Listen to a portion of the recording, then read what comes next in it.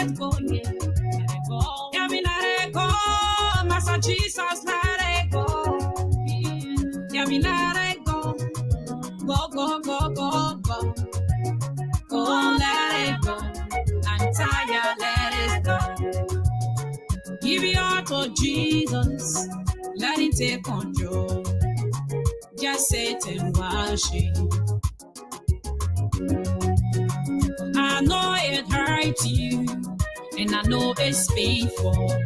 No way to wait, so you have to let it go. Your best friend is not your secret enemies. Let it go. Your wife is getting married to another man. Your husband are falling in love with another woman. Don't let it bother you. I've said let it go. If someone overlook you because you live in zero, if they insult you because you don't have nobody, if you say you will continue to be a zogo, if you say you will continue to be a prostitute, if you say you will continue to be a beggar. Good evening, folks. Welcome to the Liberia Public Radio, and I'm ALPHONSO of the Liberia Public Radio. We want to welcome our viewers and listeners right here this evening. This is your informative news magazine, Freedom Watch. Welcome to the show. It's good to be here. Today is Sunday. Us will change your story. Let it go. Let it go. Let it go. Let it go. Let it go. Let it go. Lord, help me, let it help me. And today's the second. I want to do this as a special treat for a friend and brother who are in Charlottesville via yesterday for the homegoing of a brother, wife, Miss Elena Gate, and we say let us go. So says the songwriter.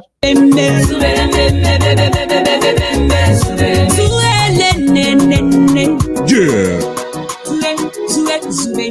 Money blow. Holla. Nobody do it like you do it. You a true God. Yes. Welcome to the show. This is ALPHONSO ZEAN. And very shortly, the team of analysts, contributors of the Liberia Public Radio, were somewhere here this evening for another talking point here. We want to welcome our viewers and listeners. Thank you so much for being here. The God of Abraham, I said Jacob, the God of mighty blow. But there is power in your blood, and what I'm giving praises. Yes. I got a dance that David dance, they think I'm getting crazy. But love is how you make it, brother, may not be hasty. Every time I sin, I'm on my knees, begging God for mercy. Thank you for your love, blessing, and forgiveness. You solved my problem, Lord, you took me from the wilderness. Now only you can feel my struggle when I'm really stressed. So my papa bless me, then my enemy, they get invest. No matter what the problem is, man, just let it go. Your delay is not your denial, everybody know. Just keep on trusting in Jehovah, he will give you more. He took me from the grass, he can take you from the rock and roll. Yeah.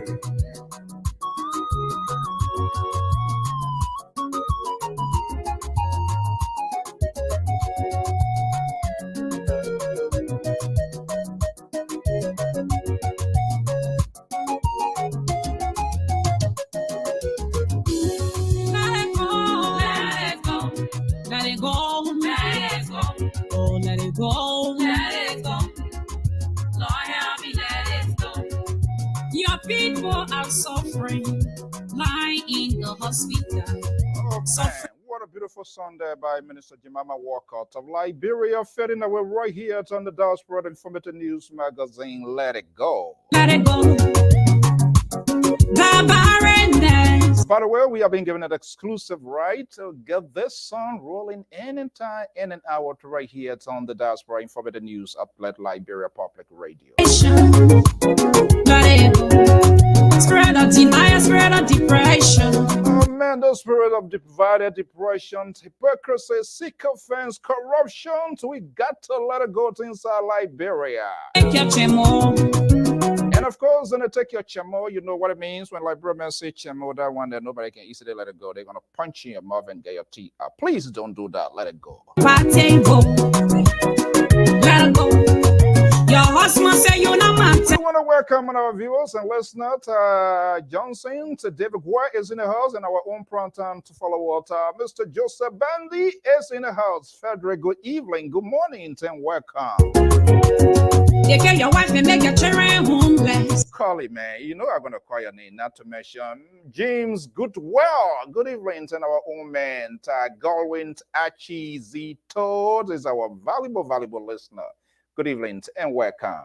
Papa, let it go. It is painful, let it go. You borrow someone your money. Oh, mama. And some of them want to take your money, they don't pay. But I'm excited overall in the new brand week informative news magazine, like the Liberian War Today will be airing inside Liberia with Liberia diaspora informative news giants, Car FM and TV. Our voices will be hovering across the nation. And I'm ALPHONSO ZEAN. So our special guest in that edition is Ambassador Louise Brown. Jesus will make you useful. So let I go. For how long will you hold? How long? So let me ask you a question. How long will you hold? How long will you just stay away instead of having a problem solved? Please. Let's do that. Let me see here if I can get the right one here. If not, I will just go right back to our saying or traditions. I'm ALPHONSO ZEAN of the Liberia Public Radio and LPR-TV. What a beautiful Sunday evening here. But yesterday was a very solemn and painful one. The songwriter urged us for us to let it go, but it's difficult. I was in VA, Virginia, to Charlottesville, specifically yesterday. Our friend that brought someone that are close to me, work with me on a community-based level as a coordinator of our sectional organization, Basin District Association, with PAS, and we're all dead yesterday. It was a painful one. They came from a long journey from the wilderness, from nowhere to somewhere, from refugee camp to this great nation, to where you can do, where anything is possible to change your life story.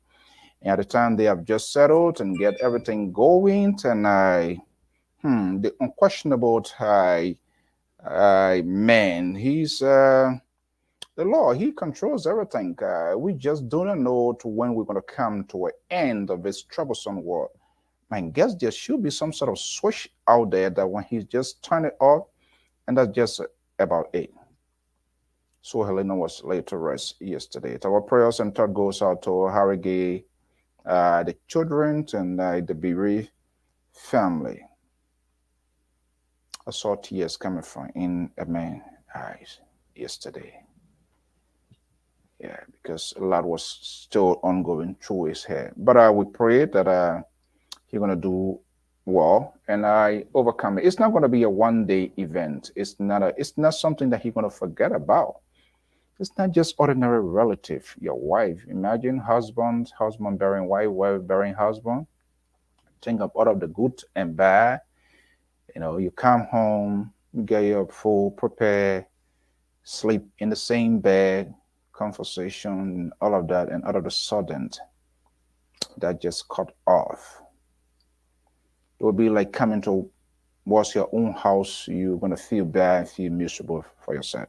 But we all have to pray for him, and all of us gone through that, and eventually, with the strength of God, he will triumph, and we just need to give him all of the support.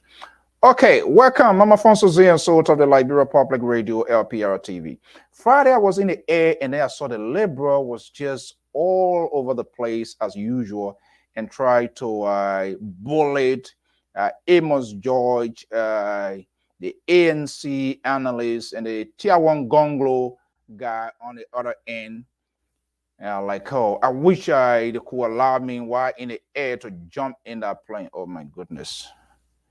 I'm just kidding. Okay, welcome. He's here. He's guy. He's a good guy. But let me just bring him in here. A lot is unfolding here. Tonight's conversation is quite amazing. So let me just bring in the Liberal here. He's a very the most powerful board member.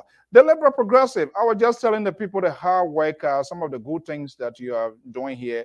And Amos Joy, on the other hand, always try to put finger in your throat. But I told you, I warned you about Amos Joy. People from Atlanta, Georgia, you know the story of Donald Trump. This is where he was asking for specific number in order to be in the White House. But you don't listen. You kept being friendly with Amos George. Good evening. Good evening, Mr. So, and whatever it is that LPR is asking the board to do is already done. Okay. Oh, by the way, let me ask you, you went to Miami? Miami, we do have Miami in Liberia, by the way. Yeah, that's what I'm asking. Have you visited Miami, Liberia? When I go home, I will visit. Miami in Liberia is Toll Town. Oh, your Miami in Liberia is Toll Town. Liberia, Miami is Toll Town. So that's what the president was making reference to. So who was telling the truth here? Huh? So who is saying what here? The president was just saying he misspoke. He meant to say Toll Town. Okay. So this is going to bring us to the topic. Is the GOL, that's the government of Liberia, internet editions of Freedom Wire, is the GOL unable to control the narrative? Because they are in the driving seat. The information to gap, the information to reservoir should be in the house of the government. Are they unable to control the narrative? And if so, how can they change this topic here? Since the arrival, I thought the media soundbite of GOL supporter could be pounding the president's visit from the UN and grab some of the good pieces and parcels out of there and put them into context and make them that of a news. But there's rice in town, rice not in town, that's street tour, and then all of a sudden to Miami surface again. This is just insane. Can they control the narrative? Mr. So, I'm not too sure if you guys been following me since I've been saying this thing here from time to time. And that is the government of the Republic of Liberia, CDC, they do one thing good, you praise them, and they put their foot in your mouth easily, quickly. While you're there saying, oh, thank this government, the government, before you look, say, oh, but by the way, this is what the government's saying. This is what they're very good at. And the only reason they're very good at these kinds of behavior is that because they're stuck into the campaign more. They can never get out of it. And so when they do something that is good, they say, look what we have done. They start praising themselves. And before you look in the process of praising themselves, something else will happen. You think the president coming here in the state and having a huge impact, as far as I'm concerned, with his wonderful speech at the UN. You think that would have been something that perhaps they will be able to talk about and stay with it. The rights issue in Liberia is not strange to Dr. Weir. I believe he's very quite aware of it. You would think when that thing came out that he would make a statement to say, when I get by or I'm here now, I will look into it and see what exactly we need to do. If there's any kinds of issue, the government is here. You guys elected this government and believe this government and trust this government. And so we will do what we can to make sure our people don't go hungry. What did he say? It's a street talk, just like a liquor talk. Okay, let me hold you right there. Like, what? Just like a what? Liquor talk. You don't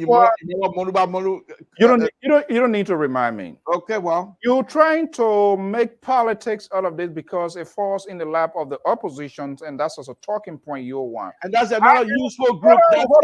That's another unuseful, inept group that are unable to even control whatever it is. They kinds of mistake right on your lap. What have they talked about lately? You are getting to be more than controversial on this network. One day, I am. The other side of the wall. Another day, on the other side of the wall. Where do you stand? What is your position? I don't have a position. I'm in position, Mr. So. No. So, You've been very disingenuous. well, Mr. So, I have the right to say what I want to say because I am my own man. You have the right to say, but you are becoming more unstable. Those are your own words. Mr. So, the word unstable. Yes, that's your opinion. That's fine with me. It really doesn't matter. But here's my point here. Here's my point, Mr. So. The president, that statement, street talk, you know, just for some reason, Mr. So, let me compare this here. Can I be a little bit fair here? You were carrying a warrior. I hate to interrupt, even though I will be doing it. I am in. Well, you're very good at that. That's who you are. You interrupt me, and sometimes pack me in the garage, and sometimes you put me in the bike, and sometimes you mute me. With the parking of garage, it didn't generate. It started from your. You know what? Don't make me to go there. But let's say it here. Let's create an open tie conversation here a little bit here. Was it a slip of tongue? Was it something that actually the president meant to say? Or people did not kind of like debrief the president? The rest issue is political. It surrounds all of our daily activities. And we know the history of rest issue.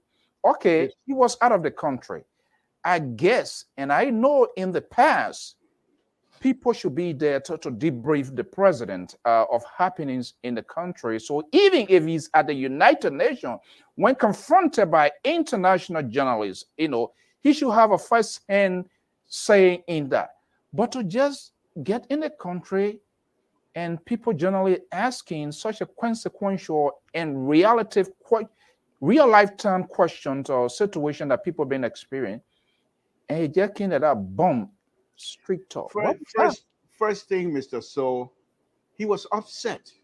He was. Let me put it in the Liberian way. He was vexed.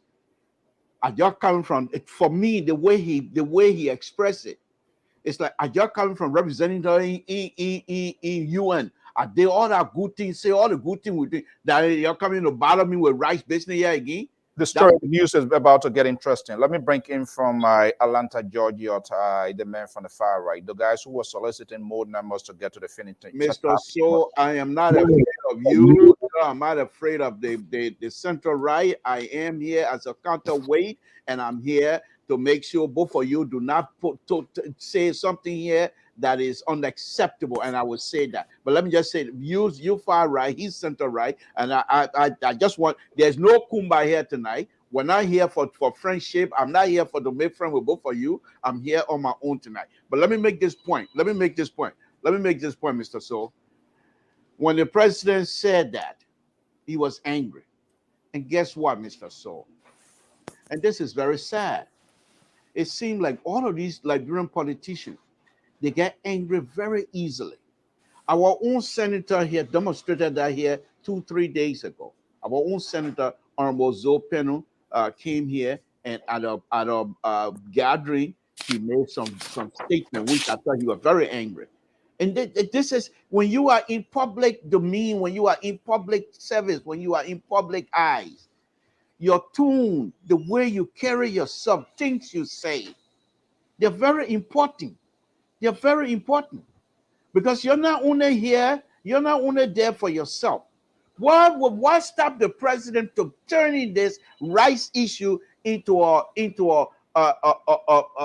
something that will generate sympathies for his government by saying, I just got back, my government was overseas, we were taking care of other governmental issues, we just got back.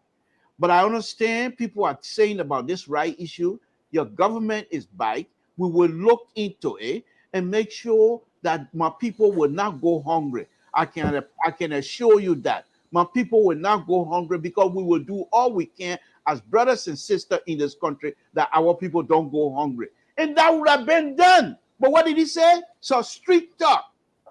In Liberia, people are hungry. People are hungry. By the way, Mr. President, happy birthday. Happy birthday to you. People are hungry. And you're going to say the street talk? Because, once again, people keep telling him, oh, you're doing good. You're doing good. Mr. President, you got the same thing we used to hear from Doe. Oh, nothing here. Oh man, everything fine. The people don't like you. The people they don't know anything. That's the same thing here. If this man have gotten some sort of a serious conversation, Mr. President, the rice issue is very serious. The rice issue is very serious. Before they even got out of the plane, if you were brief, not briefing him as blaming the opposition or blaming people to say, oh, they just want to degrade you. All that good way you did in the UN, the people just want to spoil that thing here. So the Liberian people not see the way he did. And when you say all kind of thing, the man got angry. So the first question about the rights issue, he went off. So was that a missed opportunity? Probably.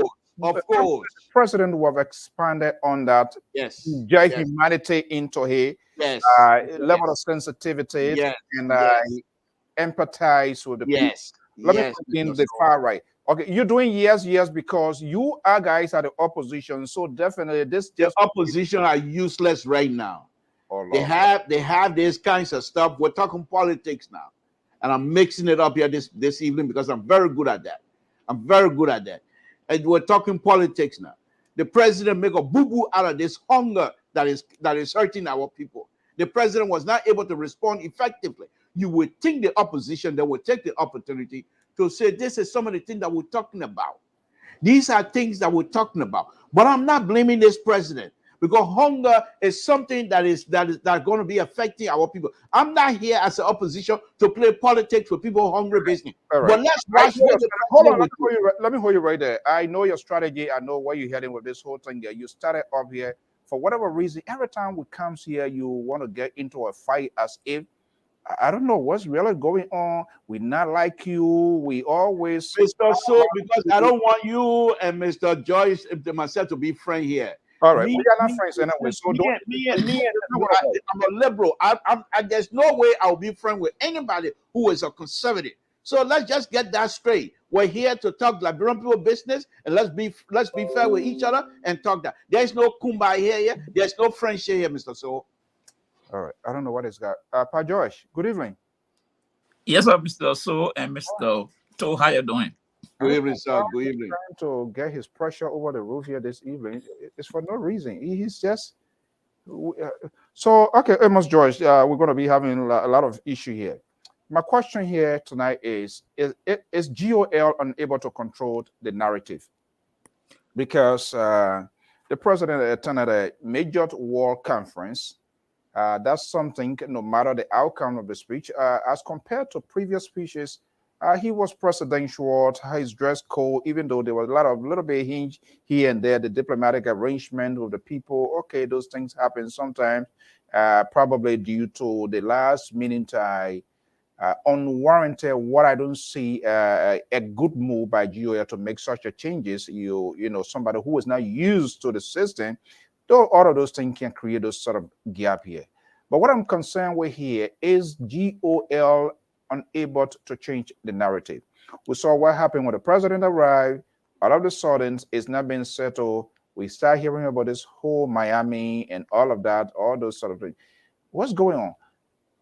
The folks around the president, the communication team, advisors, and all of that. I am wondering now, I am a little bit concerned as to whether they have some really authentic and genuine conversations, because the president going to be, he will always be disposed to the media or, unexpected. I'm not sure whether they are having those sort of prop operation processes with the president so that when he's confronted, not just only the Liberian media, because when these things get into the international media cable, believe me, it's going to be a lot. Are they doing just to the president here as well? Let me say this first. Let me debunk something that Deborah said. The first place here, I don't know what you call the UN speech was. The UN was for. I don't know what the definition of your sources. Because there were a whole lot of blunder made there. I don't know what you mean by sources. Somebody that he said was somebody, you always hold on. Somebody that he said it was fallacy. No truth in it. The number could not add up. Okay, so let's just leave that one. If you're still successful, I want you to take a look at Malawi. From that meeting, the silent meeting they had, Malawi got $350 million. Right there. The Secretary of State was there. Zambia got $750 million just from silent meeting. That's what you call success. 5 years now, President, we have come and go hand swinging. But let me leave that one. So here's the issue here. Don't blame the people. Who are you blaming? George, we cannot run the government. What do you mean? What's the meaning of that?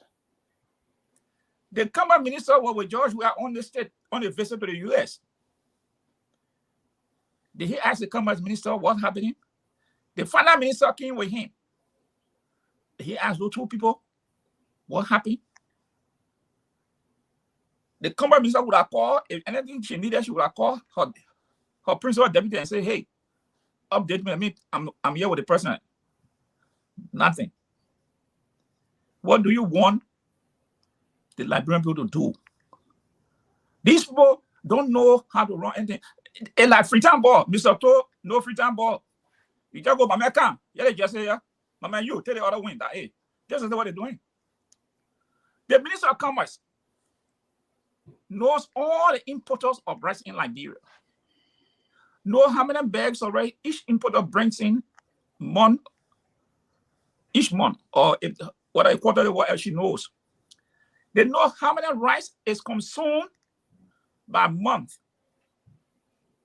week in Liberia. So you should know the quantity of rice you have in stock.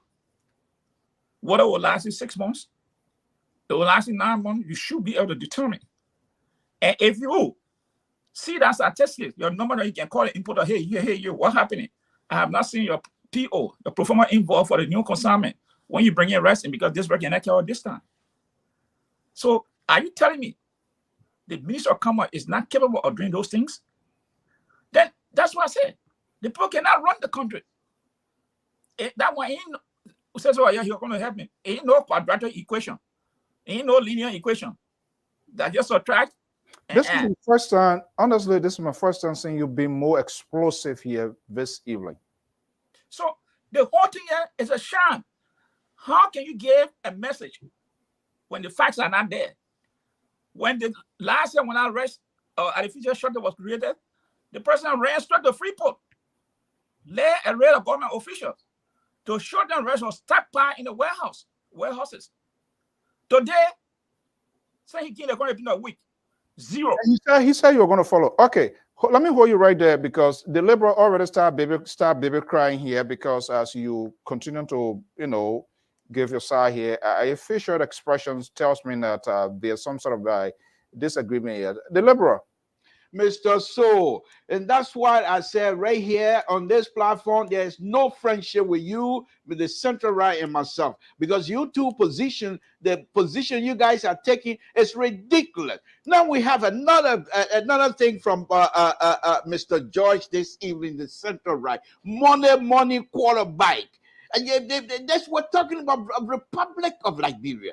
These people are Dr. Weah and his people are not running a banana republic because they're not because you have not seen the papers out there. You think they don't have stocks? You think these people don't know what is happening?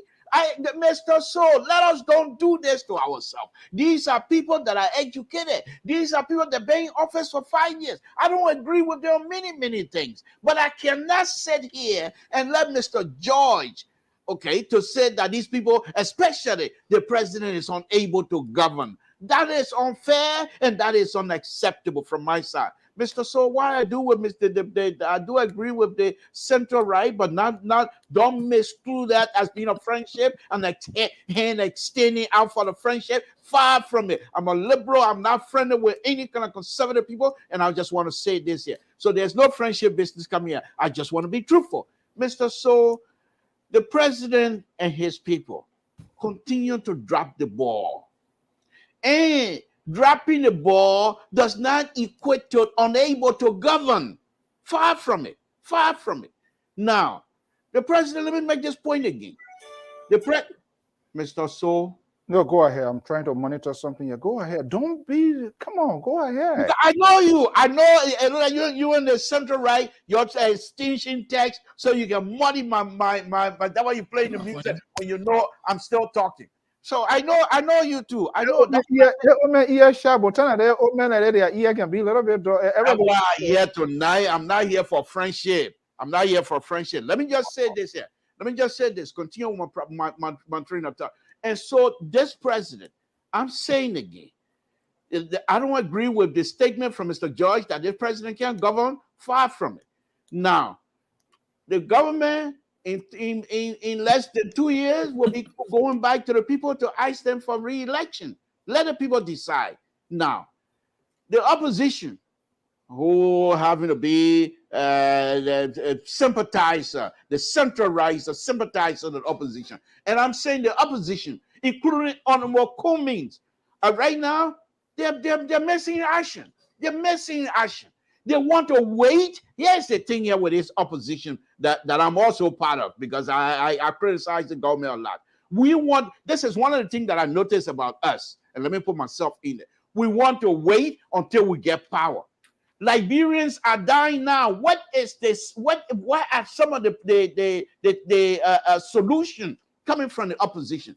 You know what I think, and that's deadly, that's bad, and that's wicked. I think I'm gonna come. Let me hit you up here a little bit here, because you kind of like. No, Mister. Let me make my. See, this is what I'm saying. I'm gonna deal with both of you here tonight, and I'm not taking no prisoner. Let me just say this. This is what I said. The opposition are wicked when it comes to the rights issue. Where are some of the things that they're putting on the table to say these are some solution if the government will listen to us? Where are some of the solutions? Nothing. We got nothing from them. But they call themselves opposition. Dr. Baka, who is my candidate and the next president of the Republic of Liberia, he went on some kind of a speaking engagement and then ridiculously say this is the most worst government in his lifetime. This is a man who served for 12 years, and the government, the Republic of Government, the leader of the Republic, packed you in a garage. Pack you, Dr. Baka, in a garage for 12 years. And you're going to say this government is the worst government of all time? Then you are not serious, Dr. Baka. I still love you. You're going to be the next president of the Republic of Life. But I just want you to come out and be truthful sometimes. When it comes to these, talk to the people. Don't come out and make these ridiculous statements when the government you serve for 12 years put you in a garage. The leadership put you in a garage. They don't want you to say anything because they know you're very smart. And you're going to say, this government is worse than that? Then where are you coming from, Mr. So? So I'm kind of a little bit confused. It looks like sometimes you can be so forgetful. You have said on this network repeatedly, when I raise these issues that you just ponder on, your argument has been the opposition is not, they don't have the authority. They are not in government. They are not the one to be doing X, Y, Z. To come here to turn 360 degrees and kind of shove it in your throat, that's amazing. No, it's not. I'm the liberal. I evolve. I'm not static. I'm not standing in one position. I'm a liberal. I look at things from a broad perspective. And at this time, when my people lives it's on the line, I don't care who you are. I will bring you in because you're not offering no solution. I need solution. I don't want you to give me no speeches and things like that. I need solution. What are you coming from? What solution you want? Or whatever. I want Mr. Central Right, the liberal is speaking. And I'm not here for friendship tonight. I just want both of you. So the point here, what are the solution? Are coming from total or not total? I want solution. Okay. I don't want no speeches. Okay, Mr. George, carry on with your question. Mr. So, let me tell you, man, today, this is one of the worst nights I ever seen something ridiculous like this. Oh boy. My hand inside that one, yo. I have nothing to do with it. Samson told they will not make time to your total because you will bind the people down. Oh boy. Man, the gloves are off. You wake up. This rest issue is the creation of the government. It's not natural disaster. This is the making. They took all the resources. Yeah, coming. It's the creations of the government. Are you saying Is the GOL deliberately gaming with this rice issue? They're not getting the losing, but they created their own It's problem. playing the kind of game. That's what I mean. Are they gaming with it? Is it their own creation? They know what is happening? No, listen now. When I mean their own creation, Mr. So, yes, it. These people promise the importers they're going to subsidize the rice. If they're not giving the subsidies, who's responsible? Not the importers. You say you're going to supplement something. You reach an agreement and say, okay, you people are not paying people 3-4 years. You own every year. They decide to play hardball with you. Why do you think the GOL cannot come out to speak on this issue? They cannot speak on this issue. Because it's their own creation that I have caught up with them. And I'm glad that they didn't say that it is not coming again. That we went to other rest and put another other rest. This sport is their own creation. My left daughter who in the 10th grade can do the mathematics to order that rest. These people are in depth. These people don't know how to run anything. Something told jumping opposition. Is the opposition that control the price? They didn't say no shit coming. The people want the money. They're not opposition control the price. You want for Alexander coming to go auto rest? You want for Joseph Burger to go auto rest to supply Liberia? That's not a job. That's not a job. And you build you. Yes, therefore you say, oh, the monopoly, no politics. So why? Why are you calling them today now? It's at the doorstep of people who are incompetent and they have no empathy for the people to rule. No empathy for the people to rule. Let the GOL help. I don't know, you all listen to the representative from Nima County who said he went in the warehouse. Echo is the one he could hear. Echo in the warehouse or warehouses. Echo. The president did promise that he were gonna go to Mr. So he cannot go there because the rest is not there. The last time ain't ran there when the rest were there. When I had a figure shot, they were in Monrovia, ain't ran there to do photo ops, showing warehouses, all the cabinet ministers behind him, like honey beans. He been down 1 week. Why he can't go to the port? No war fighting, no gun shooting. Why he can't go there? Why the minister of commerce cannot go there? These people, they are incapable. Let me ask here, because I've kind of been a little bit crowded with a lot of things here too for the last few days here. Your guy is noted of running before the microphone, before the camera to showcase, to exhibit some sort of potential leadership in. I think you have throw a lot of bombs in there. I will give the Liberal the chance because it looks like he's trying to figure out how to come and debunk here. But your guy, Cummings, is also noted of facing the camera, usually on this high profile here. What is the strategy? Has he done that? I have not spoken to anyone, but this is the strategy. The rest issue is a very tender issue.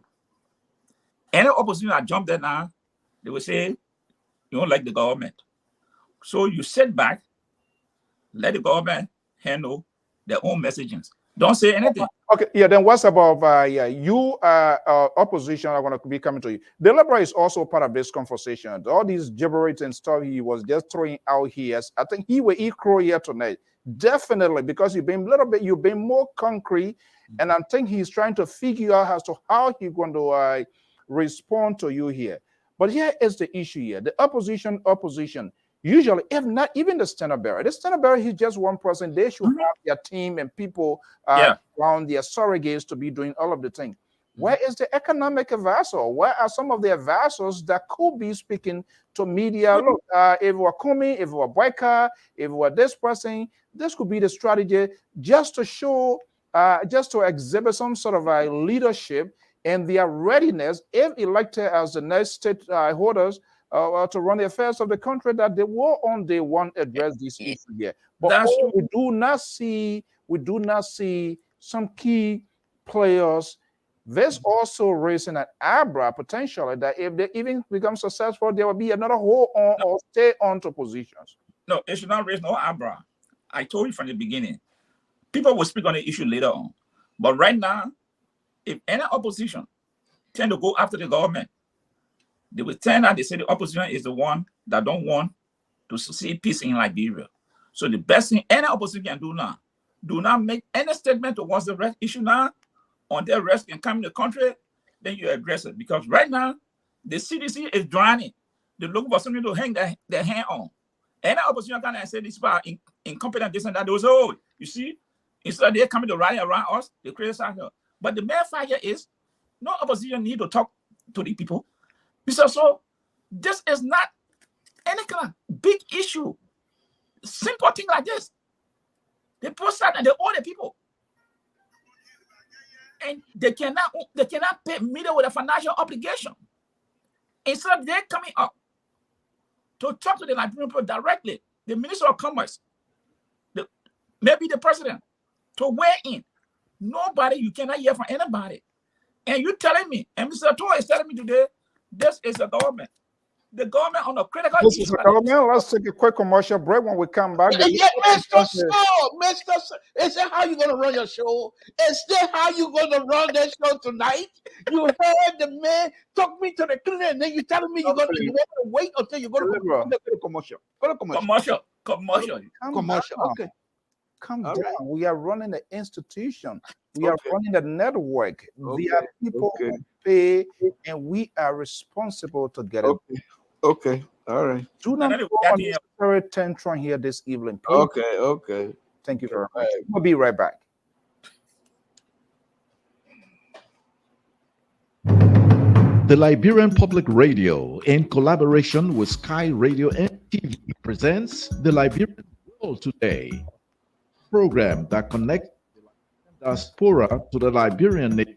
The Liberian World Today is airing Sunday, 12 midday Eastern Time and 4 p.m. GMT. The Liberian World Today brings journalism practical level in challenging authors, policymakers, educators, researchers, academics, politicians, and ordinary people to discuss Liberia. Join our host, ALPHONSO ZEAN every Sunday at 12 midday Eastern Time and 4 p.m. GMT. It promises to be superb, fascinating, exciting, and engaging. That's the Liberian World Today on LPR and Sky Radio and TV this Sunday at 12 midday Eastern Time and 4 p.m. GMT.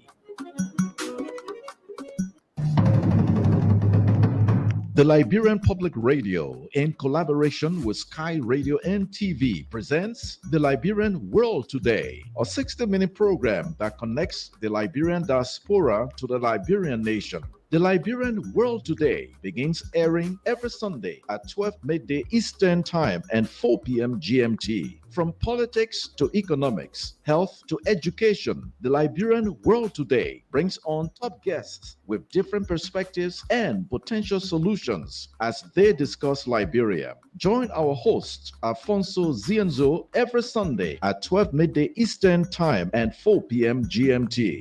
Okay, verse, I'm so excited. Folks, join us this Sunday, the first edition of the Liberian World Today. Will hovers on the nation's capitals and the surroundings in the big, I won't say collaboration, because Liberian people collaboration, it doesn't work. News content sharing with Sky Communications Network, FM, and that of TV. And the first guest is former Ambassador Louis Gossett Brown, is the former Minister of Information, Republic of Liberia. After 5 years of his support to the CDC-led government, is making a political switch, going to ANC. What is the war endorsement in Liberia? What is the evidence and why it's going to produce? What are some of the conversations that were held off camera? We're going to put fingers in the esophagus of Ambassador Brown, and we're going to bring that here. Okay, the liberal, somebody is already alarming here. You need to stop crying. Crying on this network is not, that's not me. This is, I don't know, Mr. Jackson. Samson told. Samson told. The total crier, the town crier. Oh my God. You're going to have the town crier for total. You're already in a big time trouble here. Okay. Let me get So, let me come like I said from the beginning, Mhm. I'm not surprised at these things. You heard you allow the central right, because he's in line with your thinking, to go on and to the entire world that I will not be Paramount Chief of Town. This is a position that I've been dreaming of from day one, from the time I was little. And he's coming here to say that I'm not going to be Paramount Chief of Town. What I have to tell him first is, because he's also from Bison, he knows Bison very well. I will not want to be Paramount Chief of Town, but I'll be Paramount Chief of the whole Bison district. Jawdi will be Jawdi will not be there. Oh, because you're from Jaudi. Okay. Then let's go. Look, but on a very serious note, Mr. So, this is Mr. Joy's statement. Like I said, I love you. I love you, conservatives. The way you guys think, because you're so conservative, your mind track is just one way. Why, on the other hand, the liberals, those many of us, the liberal like myself, we think from a broad perspective. And as a result of that, you cannot catch us in sitting down on one thing. Mr. So, isn't this very sad? And let me just make the one thing clear, and clear enough to everybody to understand. I am not here representing this government. I'm not here representing the president. I'm not even speaking for them. They don't know me. I don't know many of these people. But I am here to say what is true, I believe. Now, Mr. So, you heard the central right. His thing is CDC and this government, they're drowning. Let them drown. Because if any of the opposition says something right now, they're going to say, oh, look what, because they're looking for a way to rescue themselves. Are you kidding me, Mr. George? The central right for LPR, the most respected analyst here in the entire population of the internet service. Are you kidding me here tonight? You're going to say here that the government, our people are suffering, looking for food to eat. Yet you and the communist group have a solution, but you're going to sit on that because you want this government to suffer. Who are we? Who are we? Mr. Central Right, when you spoke anything, I was quiet. I didn't come up with any. Folks, this is what to do. Those of you that are watching, go ahead, Mr. Toll. Mr. So, you also interrupted me. Just listen, folks. This is what I've always cried about. Mr. Jackson, this is the reason of me crying. When the central right was speaking, I had my timer. He spoke for almost 6 minutes. You didn't hear no comment from Mr. So. Carry on, please. Mr. So, will you please let me lay the groundwork first? I want the audience to understand that. So now here we are. But anyway, let me lay that aside. That's just a sidebar. But the main thing here for the central right, who is also supporter, Kumi and ANC supporter, to say there is issue in Liberia. People will die, or people might die. But the ANC has a solution, but they're not going to bring out a solution because they want the government to drown in its mistake and let them suffer along with our people. If this is an opposition that were willing to come in and take a government, people who are willing to sacrifice the Liberian people. And these are the people that are going to come out and say they want to be in next position to rule us. I feel bad for us. Let me now address the issue.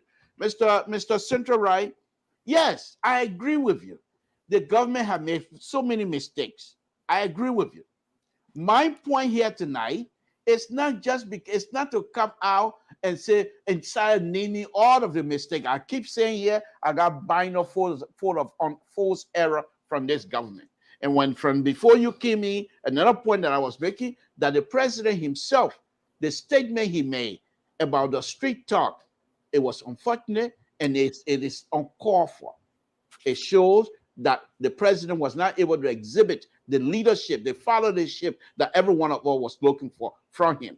I made that point. But the issue here is this. The rice importer, I agree. What is the issue? The issue is because they were not paying them on time and they still have not paid them on time. I agree with all that. My point of bringing the opposition, I'm not saying that the opposition should come in and be a government in shadow government or the government in exile. That's not the issue. The point here is this. The opposition need to come out and hold the government feet to the fire, number one. In the meantime, I want solution. Kumi is a very smart man. Baka has been doing that thing here for 40 some more years. These people, between two of them, and Honorable Councillor Ganglo, who is so masterful in the constitution of Liberia that he can come out with some sort of a law all by himself that will benefit our people. And I'm saying to these three gentlemen, our people are suffering. Where is the solution? Any solution from any of you? Bring it up and let's talk about it. Instead, look at this, Mr. So. Few weeks ago, did anybody say anything about Kumi when he had that open letter to the president? What kind of another open letter come out? Oh, that memo tell you to get open letter because the open letter benefit you? Oh, I see. Is that what you want? Is that how you want to rule us? Is that how? Look, let me just tell you, this ANC, Liberian people are not stupid anymore. Nobody's stupid around here. We're watching. While we know this government is doing some stuff that many of us don't agree with, but for you to say you're sitting on a solution to our people, you're sitting there and want this government to drown because they made a mistake. In the meantime, our people are suffering. Then you will come on and say you want to be president. We'll have to talk to you about that. Wow. Do you have any? Do you want to respond to him, George? Yeah, Mr. Toll, let me tell you this. You cannot wrap this thing around the ANC, nor the opposition. George Weah was elected by the Liberian people. They gave him the social contract they signed was take all the resources, you manage all the resources, and protect us. That includes feeding us. Make sure that we are fed every day before we go to bed. But the George Weah government has created a psychological impact on the lives of Liberians, denigrating them to nothing. And you don't want to talk about that? If a man cannot feed a child, what respect he got in our home? Even they got the money, but they can't find the right to buy, or so expensive. How will he go to work and think solid? How the child will go to school and sit down to concentrate when they are hungry? It's all because George Weah negligent. This thing it could be avoided. It would have been avoided. No need to create it. But because they are incompetent, they cannot do anything. Is that how the opposition going to define? No, Mr. So this is Amos George speaking on behalf of the Liberian people. I'm speaking about that child who could not afford to get a hard cup of bread to eat. Not because the parent did not have the money, but because the government failed to provide to make rice available on the market. This is what I'm speaking about. The opposition got nothing to do with this thing. Mr. Toll, I don't care how you can swing it around. All Joy we need to do, pay the people money, rest come in. That's all. That's all you need to do. So no opposition is supposed to go and tell him, oh, Mr. President, you're supposed to pay the people money. No. He got a commerce minister there. If the commerce minister is not doing her job, then fire her. If she don't know how to carry the rest in the warehouse and remind importer that, hey, you cannot go this level. Fire here seems to be the kind of slogan now coming from the other side of the world. Is that sort of a strategy now they want to deploy to kind of like strangulate the GOL to this position? Because I'm adding to try to dwell on your word. Okay, this person can do this. Fire her, fire him. And sooner or later, he's gonna be like a, standing alone guy. No, standing alone, Mr. So this is a political party kingdom existing. They took over a government. Except they are telling me only one person there, only that lady can become a minister. If she's not performing that, the only person will do the job. Except they tell me that. But I'm just using the word fire me to just illustrate something. But if these people has Joe, we are called his commerce minister and say, what happened?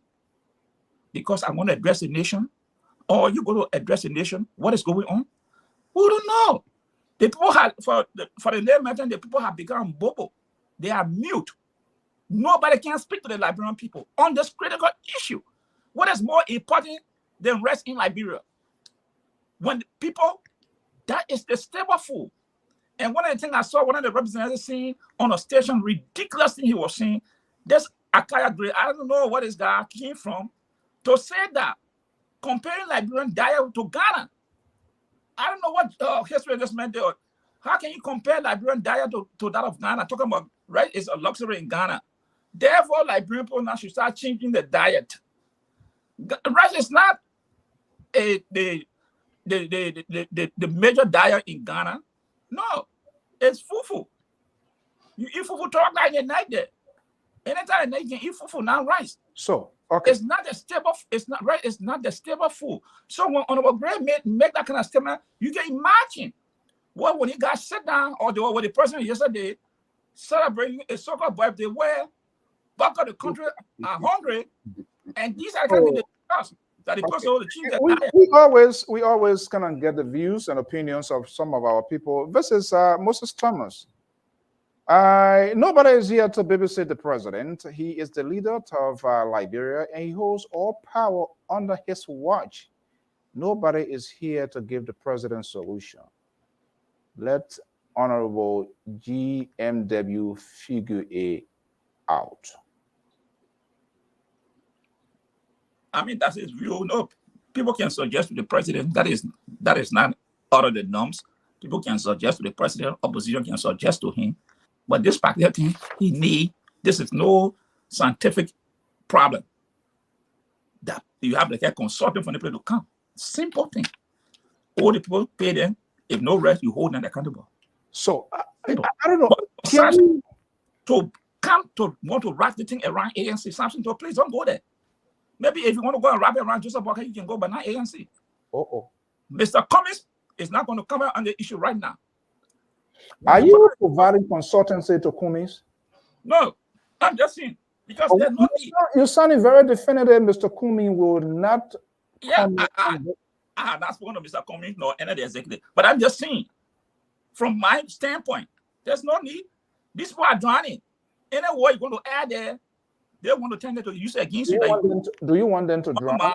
Are they the only one drowning, or the Liberian people are also drowning? Oh, the Liberian people. Not when I mean these people. The Liberian people are the one drowning. Georgia got 150 bags or maybe 2,000 bags already in your house. Some metro got maybe 1,000. The Minister of Commerce. These people can get and ask these people. They are not hungry. That's why they are not talking.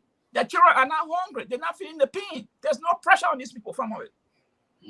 It's the Liberian people that are feeling the pain. Okay. And because the government decided to ignore these people and telling them, this is what you people got, gave up power, and this is how we're going to treat you people. All right. You all know the traditions of this network. We don't just want to poke in the eyes of the government. We also try to put the government in an attempt to provide a broader or proportional conversation here. So the second part to our question here tonight now, we already pull the strings here, whether the government is unable to control the narrative. The second portion of that is, how can it be changed? What can the government do now to change this conversation? Because actually, from our indication, it's like they brought it upon themselves, because what the president could have done upon that arrival, maybe he could have, if I were in his position, I would even put aside the summit issue. I call the media, hey, look, I have been told of this rights issue, but I'm here. In the next coming days, ASAP, we will speak directly to the Liberian people, but I can show you. Because in life, in society, in government, organizations, leader, assurance is something that members or supporters always try to look up, because what that does is stabilize the tension, it cool down unnecessary tension, it build hopes to the people that indeed something gonna be done. But that did not happen, and yet we still not seeing this issue is being adequately addressed. So put that, please disrobe yourself from that ANC garment. The liberal who is from the Liberty Party USA / Joseph Boyka, I want you to also put that government here. Let's see here, it's in the interest of the country here. What can GOL, how can this change this narrative? We go Los Reyes thing now settle, Miami business come out. I don't know tomorrow is Monday, whether the Florida or California's another thing going on. Why is this government, and in the past, Helen Justin, yes, a little bit, why is it so difficult that they can't get the information that is needed, that they can't contain something to get this message out, when there should be some kind of way that they should play around it? Why? Multiple people speaking. Akara's great on the other end, he more than the Minister of Information or Presidential Press Secretary. That is a complete crazy, and it's very insane. I've never seen anything like this happen. And when he's speaking, he beats his chest as if he's been authorized by the executive to do what he's doing, and nothing is said. Almost a year ago, I'm getting a little bit upset here now, because we were told that the chain of communication, because the GOL government did realize that there was a lot of too much of multiple people, the communication aspect was not properly coordinated as it should be. And we were told that it was going to be well coordinated, centralized, so that people will know exactly who speak for who speak. You can look at me any kind of way, liberal, you want to look at me, but I'm just telling you what it is and what the Liberian people deserve. Up to this time, nothing is being coordinated. However, we are here to also propose, make recommendation. This is Liberia Public Radio. We're not just an entertainment industry here. We tell people what they need to know, not necessarily what they want to hear. So the flip part of this here is, how can the government change this narrative? What do they need to do? Let me start with you, because you're looking a little bit uncomfortable right now. Thank you, Mr. Soul. As liberal on this platform, like I've always stated, I am here to be the counterweight for you and the center right. At the same time, I'm also here as well to be truthful. The healing of whatever is aching Liberians right now, it's only God that can redeem us, not this government. What are you talking about? Mr. Soul, may I speak, please? This government, at the rate they're going, they will not be able to solve many, many problems before their time is over. Now, what I do believe is that the God we all serve will be with us, and Liberians will come out of it.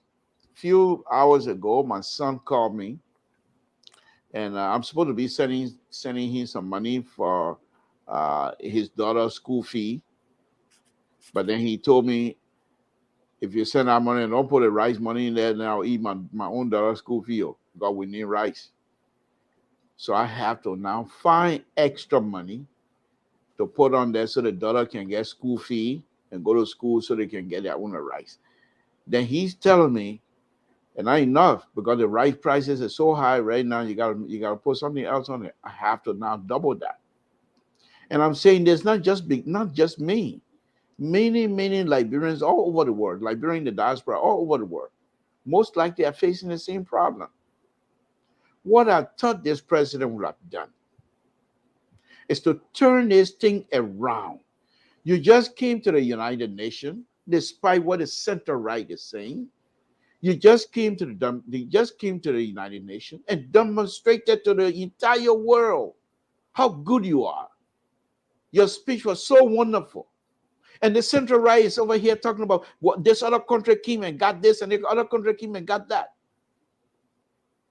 Liberian official was unable. The people that came and got certain money or whatever, it didn't just happen overnight. There's been conversation. So is that a makeup? No, listen. This is a network. We can't just be having a. Okay, go ahead. I can deal with you. I can deal with you. Yeah, okay. Because I wanna. This is not just for us. I can deal with you. Put on your question. Oh, yeah. Because why is he saying? Is it a makeup or what? About the other? No, it's not. It's the truth. Okay. He left from here with nothing to show. I agree. So is he right? Is he right though? Yes. Okay. But let me go further than that. What he didn't mention, those people that came here and got all the huge sums of money, the conversation didn't just start overnight, didn't just happen over in Washington or I mean in New York during a UN conference. This was a conversation that was happening behind the scene. And this government, and this is what I'm getting ready to tell you right now. Instead of having the people to have that kind of conversation behind the scene, he fired the ambassador, the person who's supposed to be the one who initiated this kind of conversation, and then liaised with the foreign minister to say this is what's happening. These are the people we're supposed to be in contact with. He fired that person with bringing them home and coming to the UN. Where are these people? These are the kind of people that are supposed to be your foot soldiers and try to guide you, to tell you who is going to be in favor of giving you certain amount of money to do certain things. If I recall that person. So I'm just saying why I agree with the center right. He didn't go farther. He should have gone farther than that. So when you ask, how did the government of Liberia now try to resolve it, or can they take control of the narrative? No, they are incapable of taking narrative, taking any control of anything. My point, my argument here with respect to the opposition is quite aware of all of these things. And I'm not asking them to utilize it, to utilize this kinds of process to be able to play politics with it. My thing is, the government have failed on many occasions. Many occasions. Only sometimes they shine a little bit. You use this opportunity not for politics, not for your own gain, political gain, but you use this opportunity to point out how this government is doing and be specific. Instead, my future president of the Republic of Liberia have a speech. He was so general in his pronouncement. He was not specific. And I expected more than that. Now, let me go back to the president. If this president was somebody who would take control, first of all, before I go there, if you've been watching the social media lately, what are some of the things Carrasco and the other people talking about? They're all reversing back to Dr. Wiasaka Day. They're not talking about the bridges he has built. They are not talking about the road he has built. They are not talking about the parking lot he has built. They are not talking about everything else in terms of infrastructure that he has built, because they got nothing to talk about. So what do? They go back. What are they doing that? Excuse me? Why do you think they are doing that? Because they're in trouble. I told you that the last time. They're in serious trouble. And so now they're going back to his soccer day, hoping that many of us who idolize and who truly enjoy. In fact, if you go on social media, you will find him scoring so many goals. Now, as we speak, people who are supporting him, these are the kinds of videos they put up now. So their intent is to go back and generate that feeling. But the sad thing is, as Sister said the other day, the sad thing is there's a disconnect. Those of us that enjoy those days when he was playing football, we have our kids. My son, who is in the marina, know about George Weah, but he has no clue about his soccer days. And many young Liberians in Liberia, they just hear it and see it on the video, but there's no connection. Now, let me say this here, Mr. So. What I thought the president would have done, it was his birthday yesterday. Try your best to hold the feet of these people you appointed. Hold their feet to the fire. Have an emergency meeting on your birthday and throw the cake down on the floor. What the heck is going on here? Are we unable to govern? on my birthday, and they kind of people say the people are hungry, and let the people carry that kinds of video. Seeing you throwing the cake down. Then you can't say you want to celebrate with me when my people are dying. I've got you guys to help me. All of you here are educated. You mean none of you here able to bring us solution that we can get out of this mess? And now you come in here, come celebrating with me. Our Liberian people say their faith will be sure that the social shame will make them. If he had done that, that's another way of taking himself to the next level. But what did he do? I saw him drive. You see, these people, they're not even able to have the cognizance of the mind to say our people are suffering.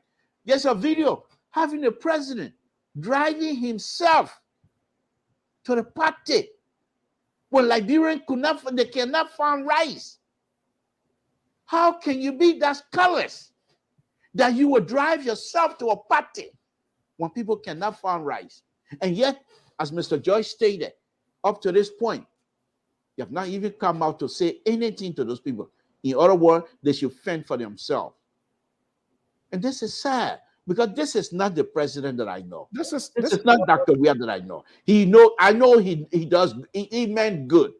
Because this is a man, I will say again, during the war, when people were damaging the country, killing each other, he will come and save lives. Okay. Go from because this is very painful for me. It's very painful for me. He will go from refugee camp to refugee camp just so that people will survive.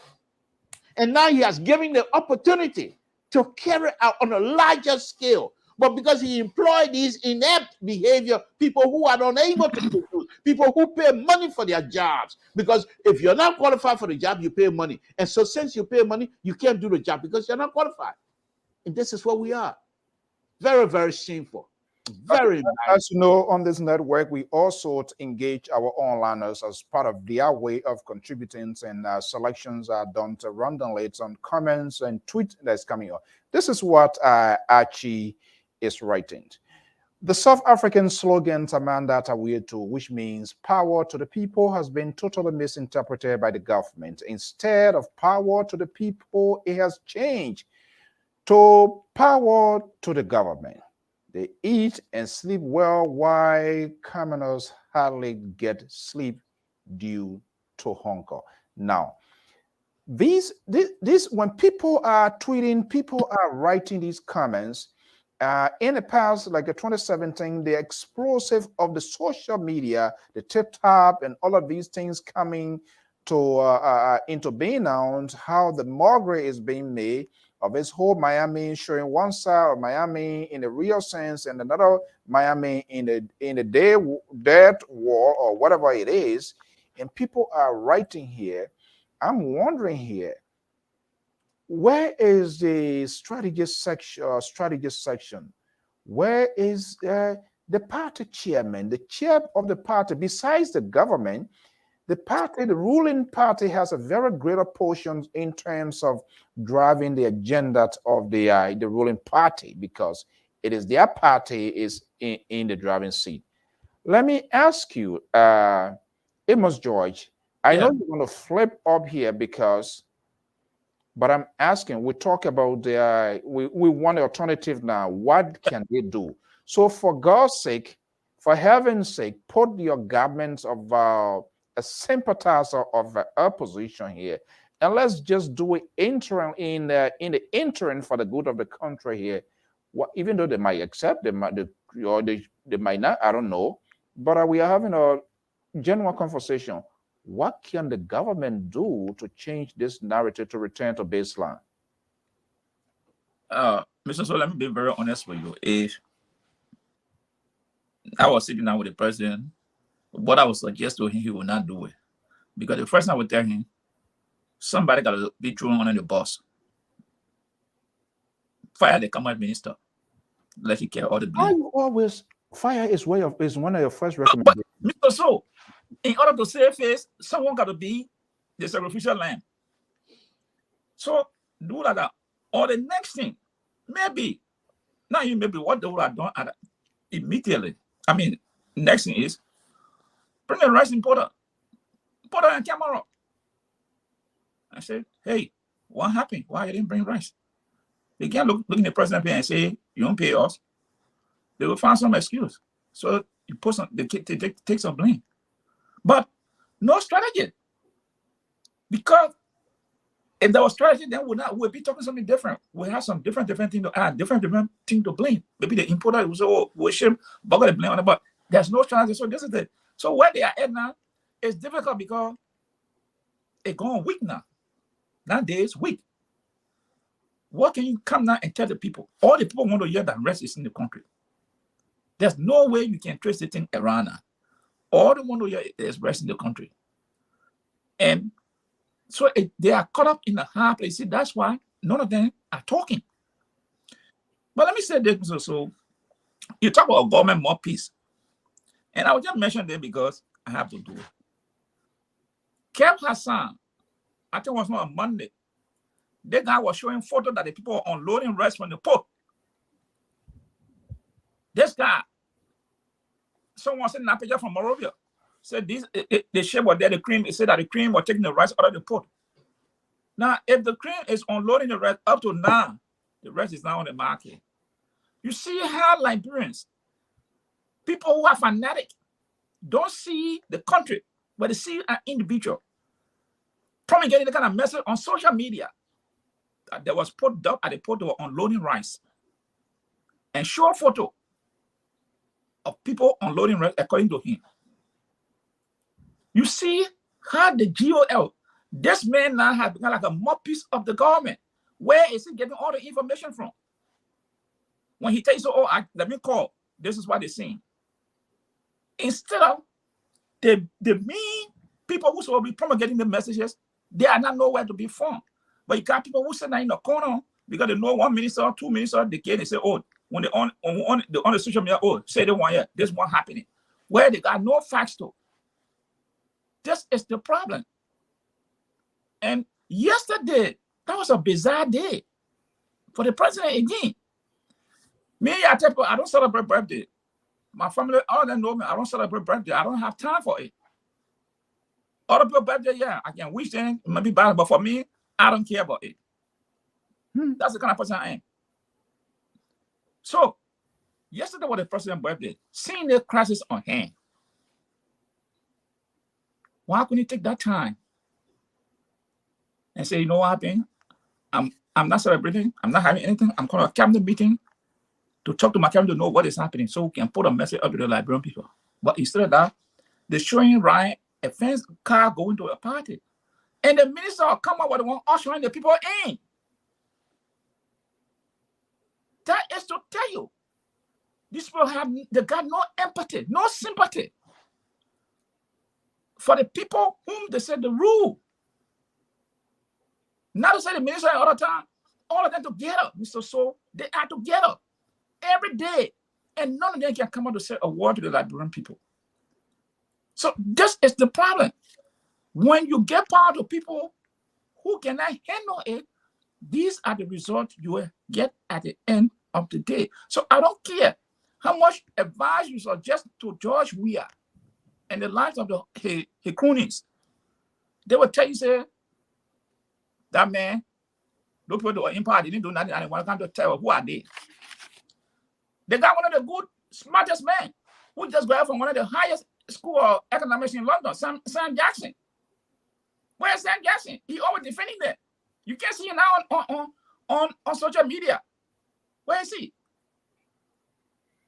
The man just got from school of London, economics, one of the highest school in London. Where is he? So the question now becomes here, are people advising and someone is manipulating or someone is intercepting those advices, or if the principal himself is not listening, he does whatever he wants to do, he's in charge. So I'm wondering, how often cabinet meetings, how often briefings from these ministry agencies of government are provided? Because on the basis of those briefings has been provided, the president can also address the nation. The president can speak on different issues or talk to the public. Is that happening or not? Something to Mr. So, and this is another painful chapter here. The death of Madame Peno. Mona Youngblood? Yes, the death of that young lady. You think Shikwa made a difference? Yes, yes, because we before her demise, and you're going to make a point. Before her demise, we were hearing a lot of talking that were going on within the rank and file. Yes, how I think she was doing everything possibly to can, really within the proximity get much closer. I think she was even prepared, because I know someone that really worked directly or working directly in the office of her, and they were doing everything possible to get closer to the president, but there was also blockade, because everybody wants to hang out, everyone wanted to, but I think she was a very smart lady. She was. And do you think this is where this whole field system coming into place?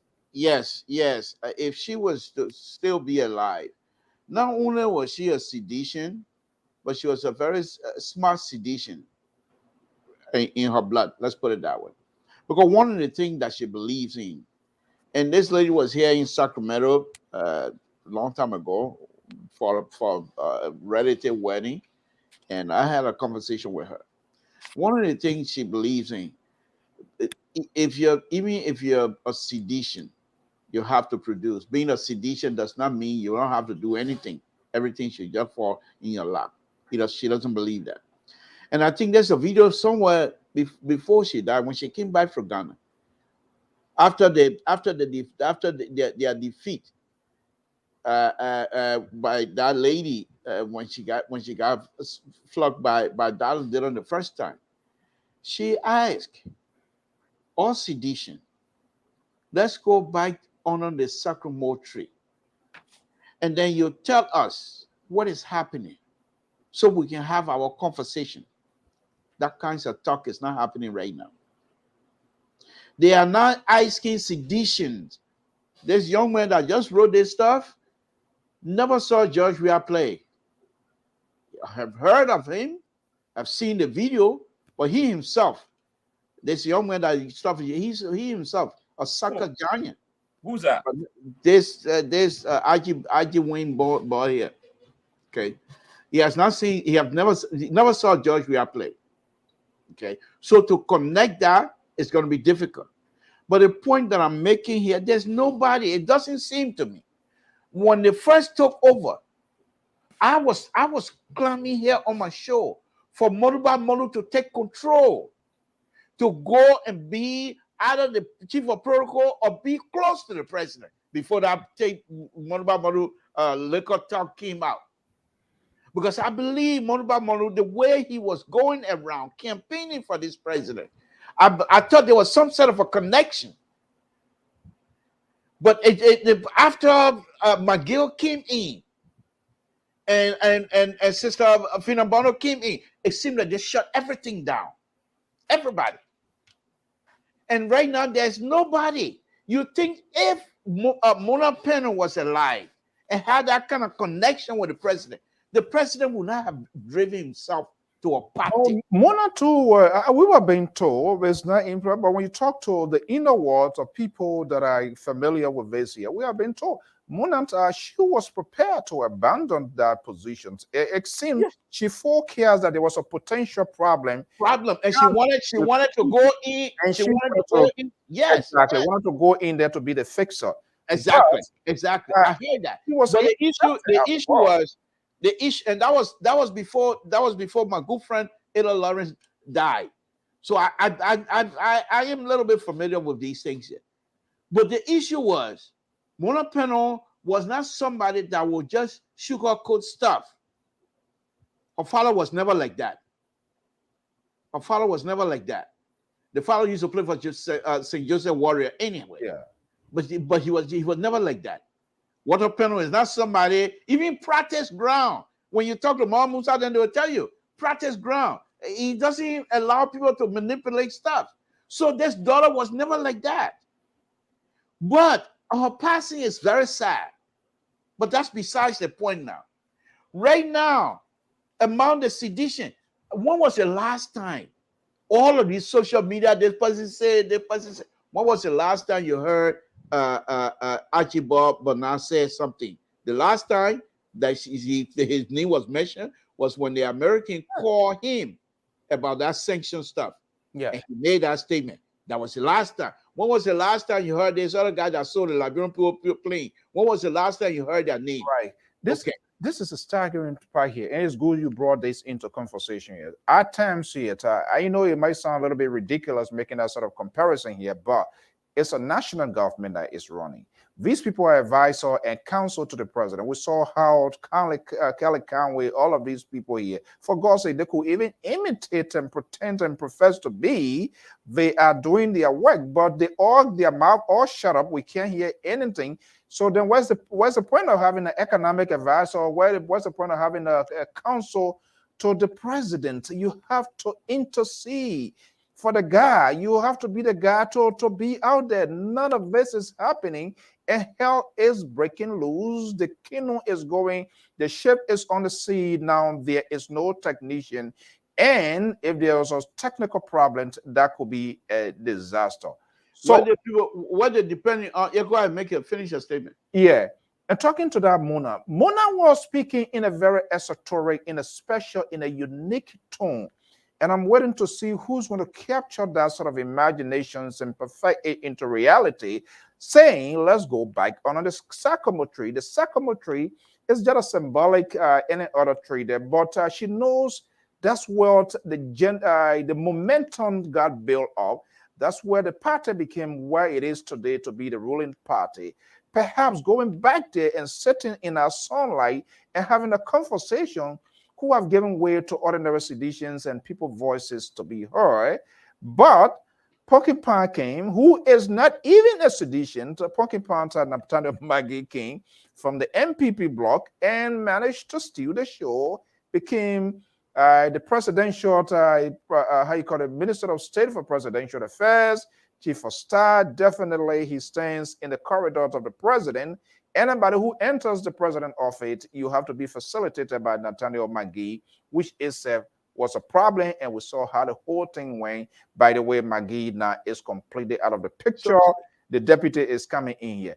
But what I'm saying here, who is in now within this system, Mr. So, and that's why I'm getting ready to bust your bubble now. This is the liberal. Like I said, I come to these things from a broad perspective. Yes, and these are all my belief, and you can discard them, whatever it is. Here's the issue right now. Nobody is there to talk about sycamore tree. In fact, the sycamore tree said they need water because they're dying. Seriously, have you seen a picture? No, on a very serious note, Mr. So.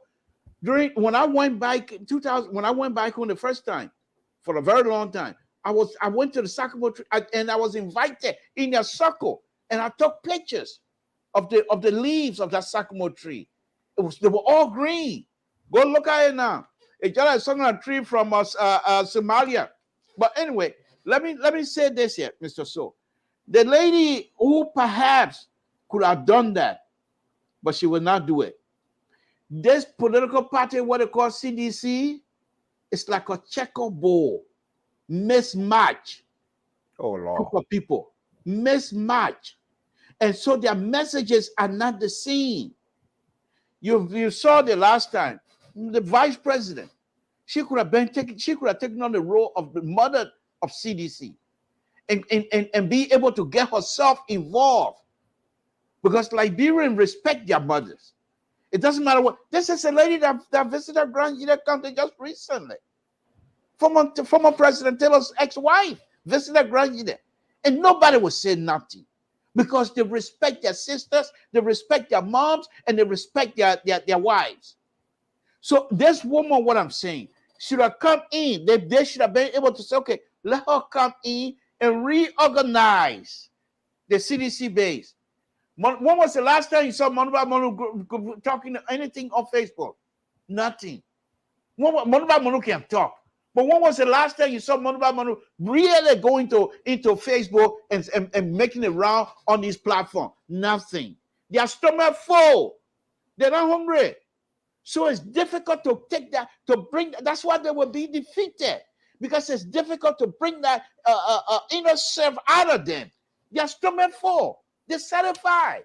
Look at the kind of car they're riding. And so they don't have that eagerness to want to succeed.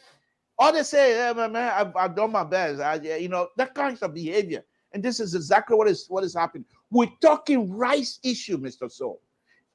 Anybody from Liberia that is of age know that rice is very dangerous. It's like a krypton to Superman.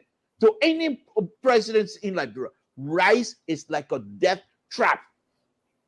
Rice issue in Liberia brings people down quicker than cool can bring you down.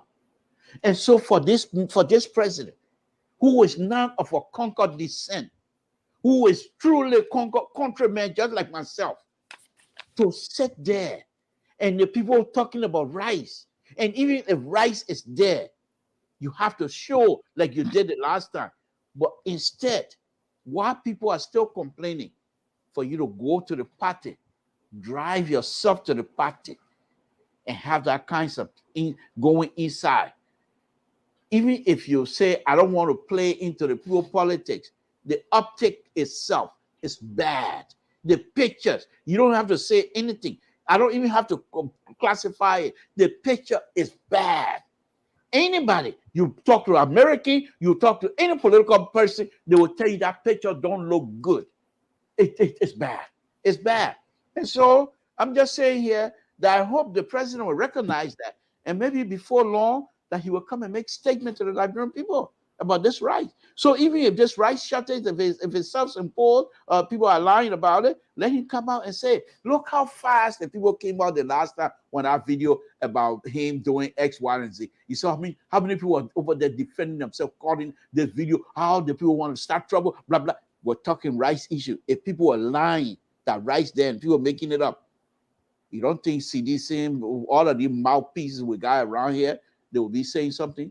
But they have subsidized or subcontract. The mouthpiece of CDC has been subcontracted to the Liberian diaspora platform for them to talk to about them, and they're not doing even a good job either. Yeah, this is Amos George. Yeah, let me you in your statement, something, your last sentence you made a comment. I want you to modify it before I say anything. What do you mean by he's now of Congo descent? You know, Congo man.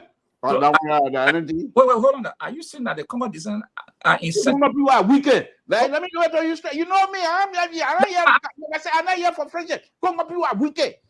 So the man, I don't Congo man. He know our. Okay, so yeah, so is he wicked? I'm not here for friendship business. I'm telling you, I'm saying the Congo people are wicked. No, okay. Is George we are wicked? No. Okay. But he's behaving like a Congo people now. So, meaning? He's trying to if he's not careful, he'll be wicked. But let me go on a very serious note. Let me just say this. Hold on, Mr. George. I'm glad. No, please, Mr. George. That's my time. You I will eat some of Mr. George. Mr. George, I will eat your time a little bit. Thank you for bringing that up on a very serious note. Let me make some clarification. What I meant was, and I'm not taking back about Congo people being wicked. I still stand by that. But what I meant that he's not a Congo person, the fact that he grew up in poverty, he should be able to understand the rice issue. Congo people in Liberia, they know rice business. They can get rice those days when people were crying for rice. They were not suffering. They were not suffering. What suffering they had? No. Nothing. That's the point that I'm making. Okay. This is what Amara Sharif is saying. You're going to have your time here, Mr. Weah. George Weah is not a person with him on mind. Is that equivalent to the descriptions you just gave? Or? No. The man, Amos Sharif should understand when Liberian was killing each other, Dr. Weah was going around to provide pretty much counsel to Liberia. When he come to Liberia, he put on a football booth, people would stop dying. Children would live that night. Is he still providing that counsel today? Mr. Joy wanted to say something. No. I'm asking you a question. Question. Is he still providing the counsel today, Mr. Toh? Honestly, and it pained me. I want to skip that question, but I think what you said, we have to be honest with each other here. Honestly, no, he's not, and that's very bad. That's very hurtful, because that's not who he is. He has always done this to his people, and now to have the power and not be able to provide that kinds of leadership is very painful to all of us. So it's a fair, Amos. Here we hold each other accountable as well. The people are looking up to us for a good sense of direction here in terms of the kind of conversation we're going to be having. So is it fair to say there was deceit, hypocrisy that he was playing? Because or if it's is it fair to say we are seeing the real side of George we are now than what we saw past years? Mr. So. No, hold on one second. Let's let the liberal. Yeah. What kind of question? What kind of question you asking so? What kind of question you asking so? I just told you the man used to save people's life. Then you say you've seen the real side. No, that's not the real side. That's the side the crooks are made out of George Weah. That's the crooks. The Bona, the whatever the men that sold the Liberian people playing, all of the crooks that the McGill, all the people, instead of them to guide him to be part of that process on a very serious note. Who is the ultimate decider of decision? He is. Is he doing that? Yes. Is he doing that? No. So why were you? Is he now an adult to make an informed decision for? Yes, he is, but he depends on them as well. He cannot do all by himself. He's like a political parasite. I will not say that. That's too much of a strong language to use on my president. Amos George. Yeah, let me say this, Mr. Toh. We get emotional sometimes, and we believe certain people will get too emotional. And that question, that statement made, that question asked, not every Congo people were bad. And like Local W said, not every black man is your friend, and not every white man is your enemy. Not every Congo people were bad in Liberia, so you don't put them in that bundle, the basket of deplorable, because of George Weah. I want to stand, and I will stand by that. And I think one day you will attest to that not every Congo people were bad in Liberia. You said that, oh, Congo people, they didn't know they were eating rice. Today, what George Weah doing? The people are hungry. He ride a flashy car and eating 4-3 meals. So what's the difference between he and the Congo people? When they come to that issue, what's the difference? Hold on one second. Something to do you agree with me? I agree. Not all Congo people, because my mom is a Congo woman. But you put everybody. Not all Congo people are bad. We're done with that one. You agree with the point that he just made regarding George Weah with respect to his people. Do you agree with him? His eating habit, the amount of food you got in your house, or what have you. I don't know that. I'm not here to discuss. We're saying the turkey and not even for me, their own Eugene Fagon. What he needs said. Yeah, but Eugene Fagon, they kick him out of job. So the maritime man. We saw that his own is more than. If there's any word to define balanced diet, it's over balanced diet. He displayed all of those. I don't know where he's getting that appetite from. At which I can get that somewhere. But Samson, so let me tell you, you're not being honest with us and to our listeners. For you to say you don't know that what a George Weah got fulfilled in your house. Are you telling me the personal Liberia house will be empty, Samson told? Mr. Simple, I am not in a business to look into the personal house. You try to throw a red beat up, and I'm responding to you. So here's the thing here, Mr. So you asked. Let me answer a question first. According to, I think, the PCP law, ministries and agencies are supposed to make quarterly report as to their performance. Whether that is being done, I cannot speak of it because we don't see it in the public domain. Maybe they do it, they go to George Weah Hall and submit their people there and they leave. You saw when they had a retreat, they were giving someone 3 minutes or 5 minutes to do a presentation of the overall performance of the job at the agency. Is that enough to tell the Liberian people the progress, shortcoming of each agency. No. But that's how he chose to run his government. So these are issues. And you talk about advisors and things.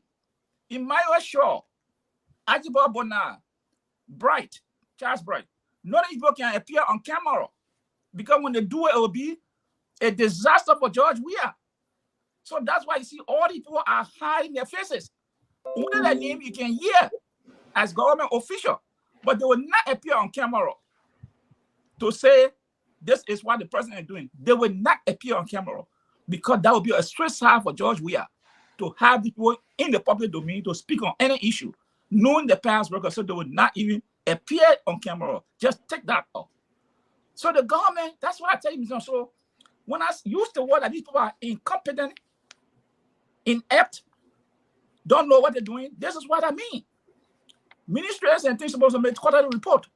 But when I saw in the public domain that there was a report from the Minister of Finance, there was this. Nothing. Let me give another example. The other day it was in the paper that the revenue went up, the revenue performance was 5%, exceeded expectation. But then they said, oh no, the human index performance low. And what is the human index? You talk about health, education, infrastructure. Nothing is being done. But if you say you collect more money and those things are not being done, then what happens? So it means that they're stealing the money. I'm getting to the point. And there are people, Samuel 12, they are folks, they are some of the folks around George Weah. When you see him with towels sweating and wiping his face, he began to make our joint terminology, economic terminology. Yeah, they are the people creating problems, and it's just, I don't understand. Because of that report came from the World Bank, they said that the top about people there challenge it and say it was false, and the same analysis I'm giving. Because if you say you generated more money, then what happened to all the other things? Why there's been no progress made? So you can see when sometimes we use this money and people say, oh, they don't like the government. I mean, they don't like Weah. But for me, I don't know President Weah. I got any person about when they come to the country, he's in charge. And if these things are happening under his watch, do you want me to come here like something to the same person? No, let me say this something too. George Weah did some good thing when he was playing football. I can't take that from him. But this narrative something to you're pushing around here. George Weah cannot tell you how many times he went on Bujumbura camp and hosted a party for the children on the camp. Pazawe is here. Casaprico, Eugene Falcon, they are right here. Let them tell you how many times George Weah went on that camp and hosted a party for the children on the camp. It never happened. So that narrative, some of you continue to push around here, it's not all correct. He visited, I think he visited Ghana, officially the camp, I think one time. It was again, I think Lone Star or something, when he went to camp.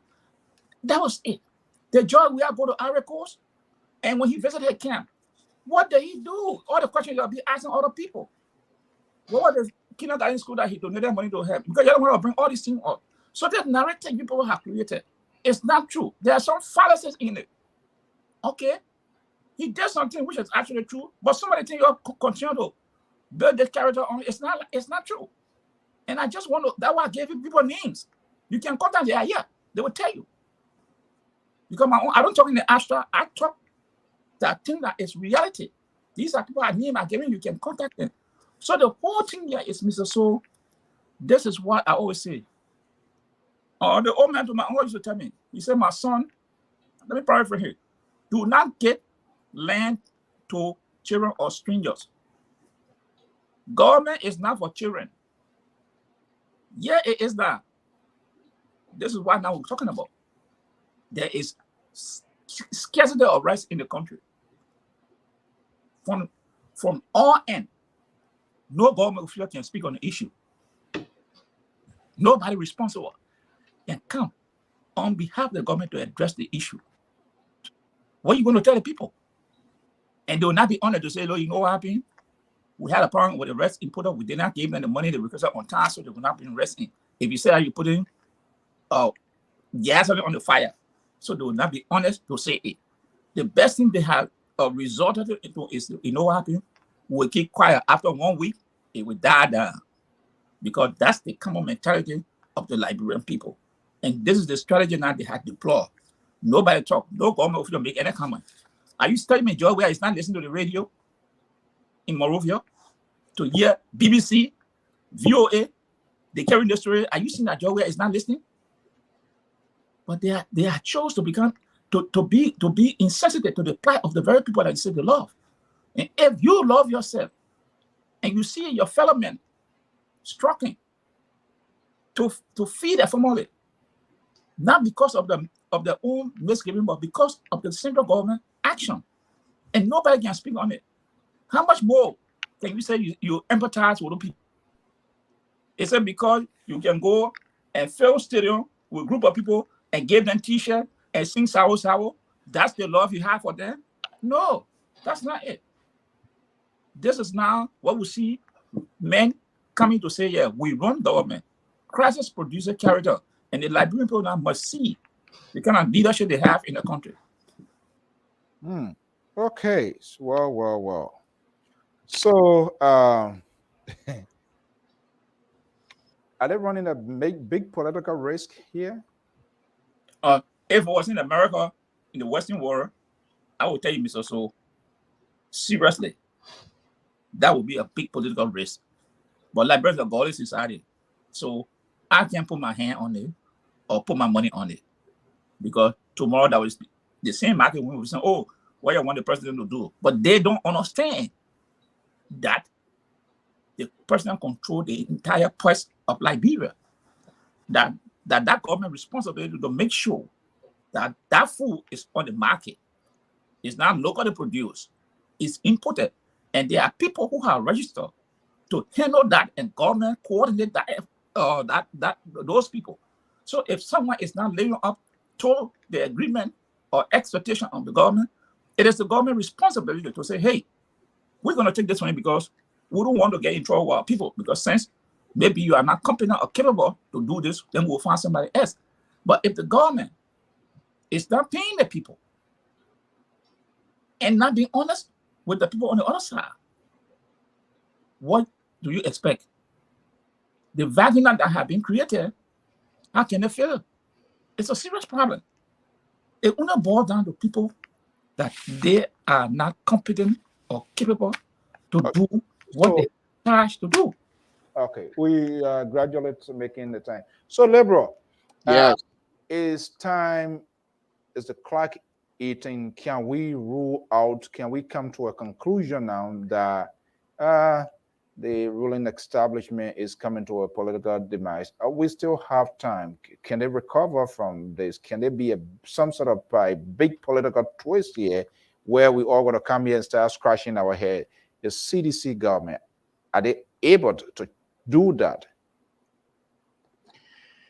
Well, I'm a person who believes in God, and so in God everything is possible. Nothing is impossible. But from my perspective, one of the faster way to achieve what you just lay out for the CDC government, first to get rid of Samuel Twe, and then fire a few other people, and then revamp the entire cabinet and bring in some outsider. And I think because here is what I'm saying. If George Weah was to be defeated in this upcoming election, it will be because of lack of leadership, not because of popularity. And George Weah, if he was to win, on the other hand, win the election, it's not going to be because of his leadership. It will be because of popularity. So, in order for you to harness that popularity aspect of from the Liberian people, and the fact that you're lacking in leadership, bring in some fresh blood, new faces from different groups, not from CDC, and not sedition. Even if you're going to bring us sedition who are credible. Don't bring a South type sedition. And in your own circle, put somebody in there who will be one-on-one with you, somebody that you went to high school with, that you trust, that will tell you the truth. You don't have a ma today on his church. It was so funny. Good thing you bring your brother up. Today in a church when he was preaching, he said, I love everybody. I love people who love me, I love them back. What's about if I don't love you? But listen, this is what he said, and it's so funny. I'll play that video. He said, "People who hate me, they, he caught himself, and he said, I love them back." But he took some time to say that, because if it wasn't because he was in a church, we were going to say, "I hate them right back." You're going to say that. But the point that I'm making here, Mr. So, you need to bring somebody who will challenge you, not in terms of your character. The person, they know who you are already. But in order to guide you, people who criticizing you will believe and you will trust. But when you bring out these people, what can Samuel Tuer do right now? How can he help this president? The man who have told us that he wanted the president to be a benevolent dictator. What kinds of information, or what type of strategy that Samuel Tuer would give to the president that will be beneficial to the Liberian people? None whatsoever. So if you're asking me yes, I say it's possible, but in order to do that, there must be a drastic action from this government, and it must happen fast. What could be the perfect example of a drastic action? Fire Samuel Tuer. And who else? And Wilson Tapper must go. Eugene Nabwe must go. All of the people that came with you. When I say must go, I'm not saying you should just get rid of them, but reshuffle, put them to different places. You can't have Samuel Tuer in his one position for 5 years. And I can sit here without me even opening my banner. I can go with a $25 million map out. And that's going to be devastating for them. Because that $25 million map out, it has evidence, it has proof, it has auditor report. And it's not boasting well for them. Don't you see, based on Uncle Sam's actions and sanctions, all of that, that was the only compelling situation. And when a call came from the European Union ambassador that landed in Charles Bright and Archibald's desk, say, look, this is what USA, European unions, and other major donors are saying. That information we said here before, it was 1 week GOL knew about the actions that were coming into place. They sat on that information. Nobody had the guts, balls, mind to get it to the president until the European Union say, hey, this needs to happen ASAP.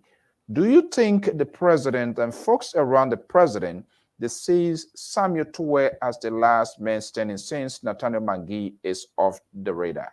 Do they see him as a last man standing? And so maybe I'm sanctioned. Yeah, I mean, when people, they don't do the right thing, that's it. So is he waiting that we are hearing more names and potentially a lot of names being called here, but we are not in the business always jumping here.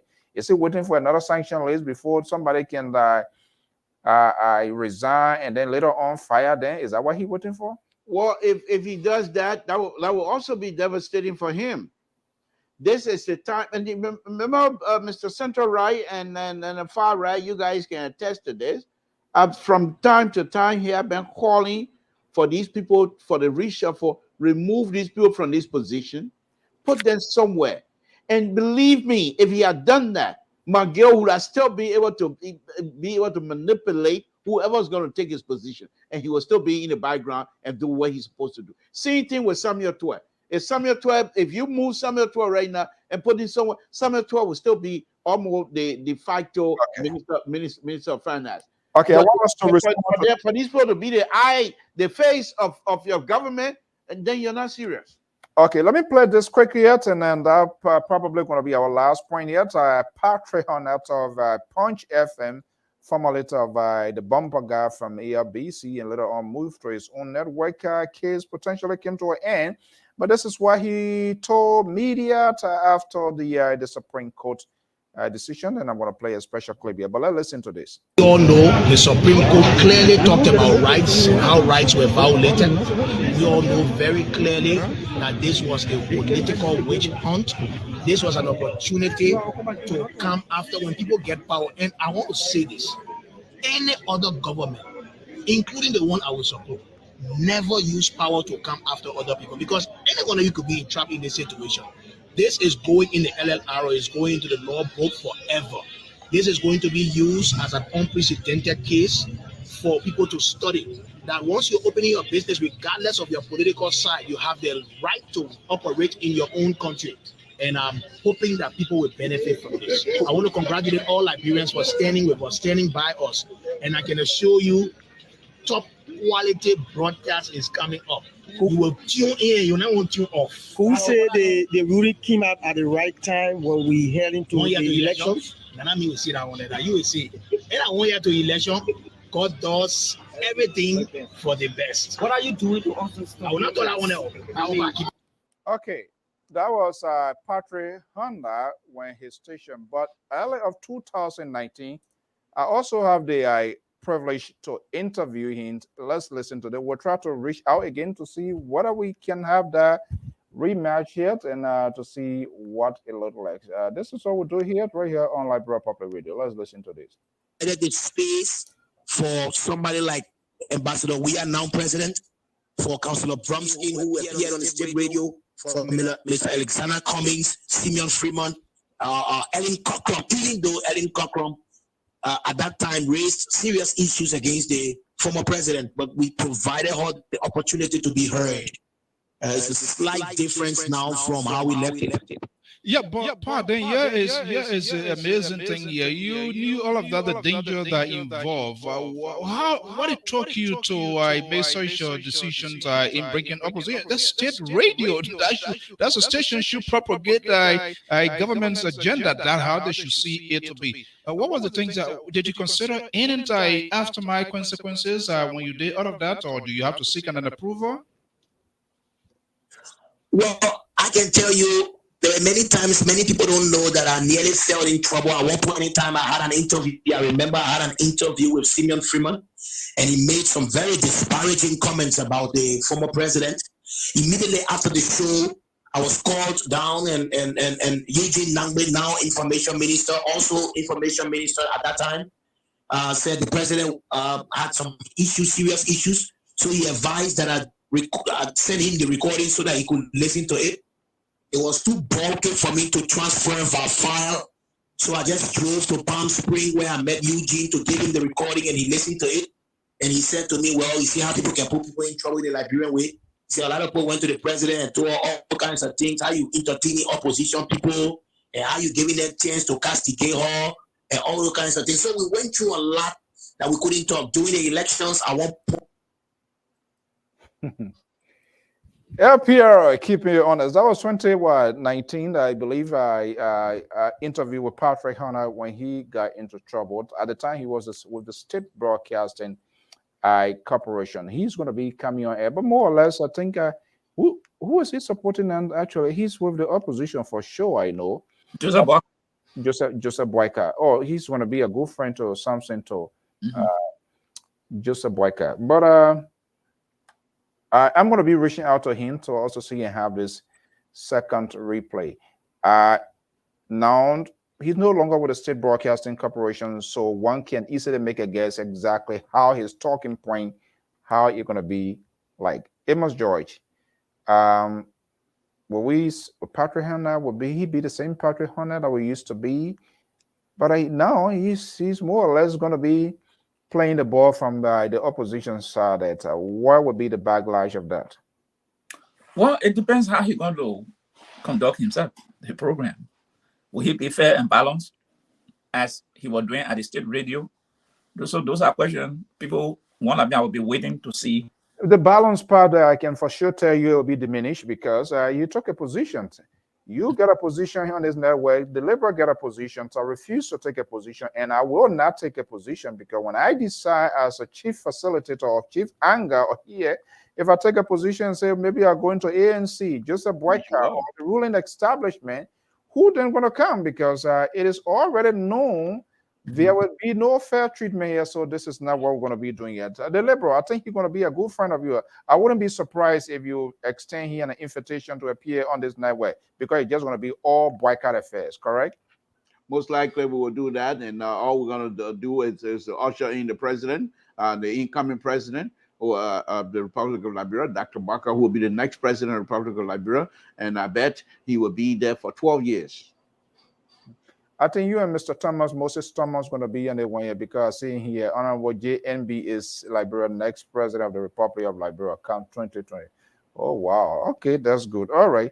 You see, as some people said, small, they try, then you just join inside. I just try to just pull your legs down, your true confection take place. When it comes to the leadership of Dr. Bakai, I take no back seat to nobody. He's the best. He's the best. However, I will also be truthful. If I see something that perhaps he's not doing that I feel is not right, I will say so. You will say so. Okay, well, folks, that does say here. Before we leave, I want to point out something here very quickly, Mr. So. From where? From where I'm sitting. A few minutes ago, you said if this network is fair and balanced. I agree with you. Few minutes ago, when you started this show, you've seen a little bit fair and balanced. I agree with it.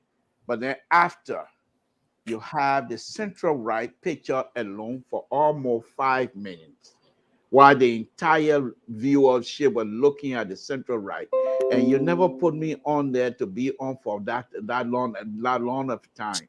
So yeah, like that. Yeah. You put I think 2 or 3 times. No, he just did it. He just did it. Because I'm pointing him out now. Now he's showing me. But he hired you because the reason I'm saying that, you and he, you're something else. You're something else. You see how you're going back and forth? But for you, he kept you there. The entire viewership watched you. They saw how you express yourself and everything else. But for me, you go blue plat. That's it. But anyway, I just want to point that out. Because, but like I said, whether you put my picture or you don't put my picture or, I hear as a counterweight. No man. Oh, okay, I accept it. Center right. I'm afraid that when Joseph Boyka becomes president and something tall gets closer to Joseph Boyka, it's going to be a nightmare in that country. Oh, he'll be the minister. You are behaving like the same very group of people that we have now. You just after you want to be in the fries, photo. Seriously?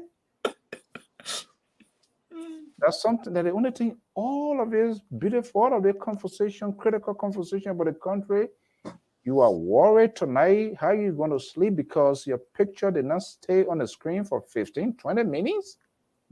Is that your biggest takeaway this evening, something too? Can you answer me?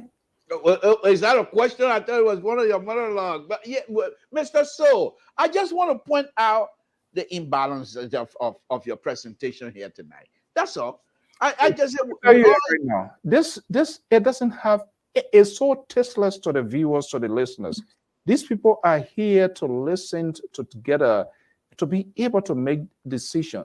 It is not about you. It is not about me.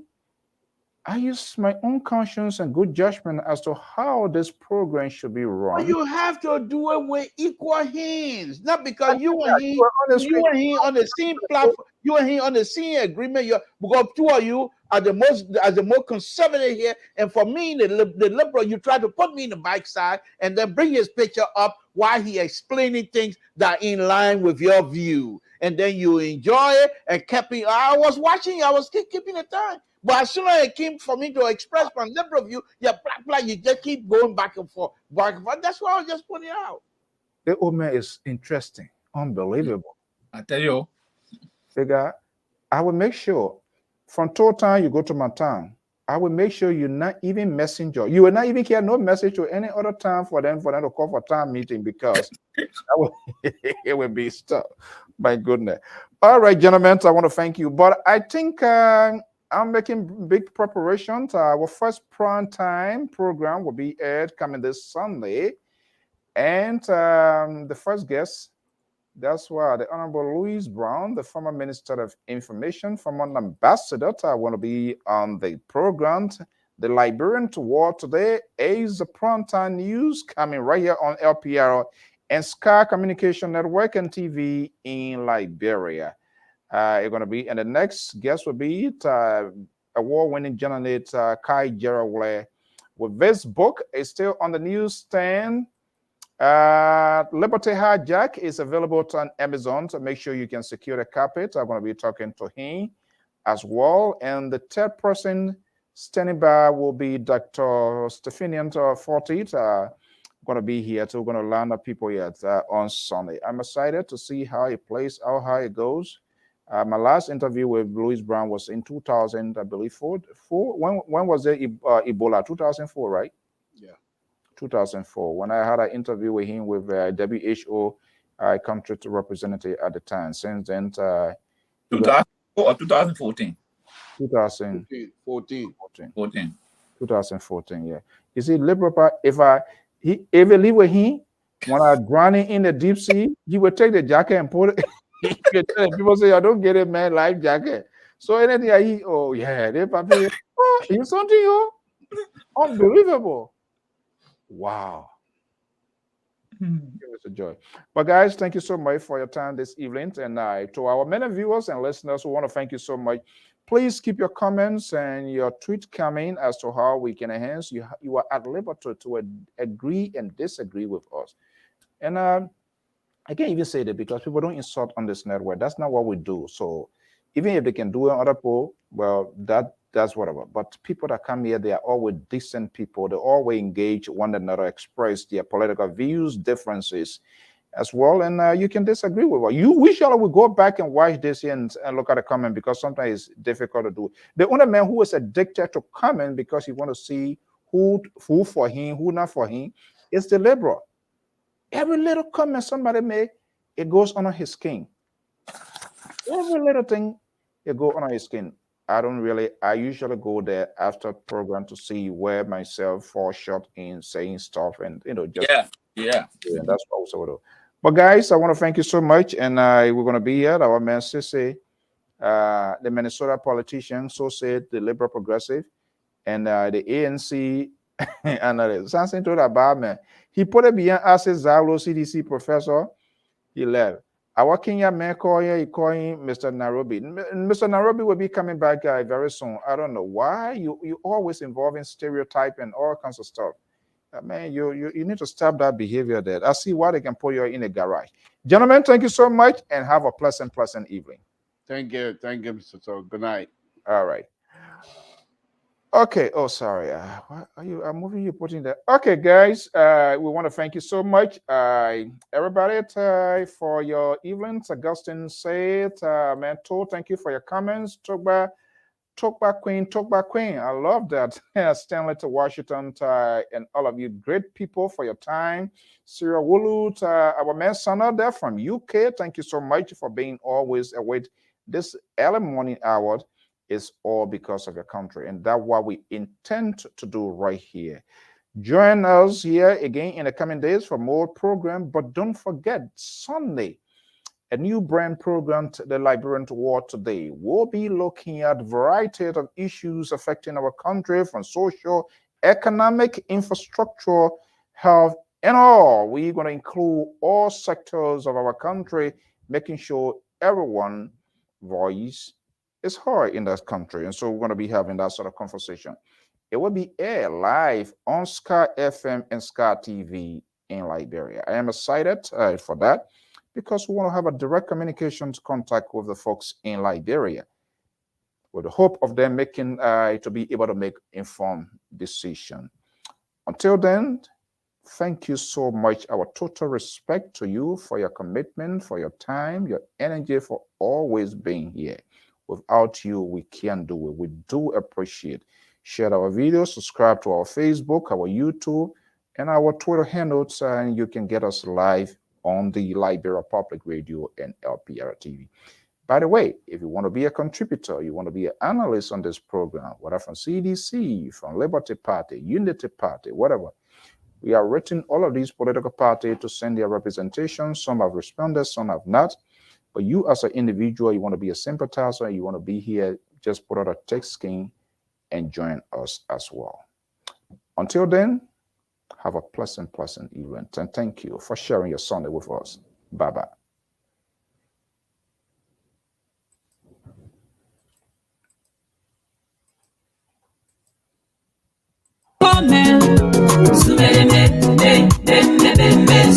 Oh yes,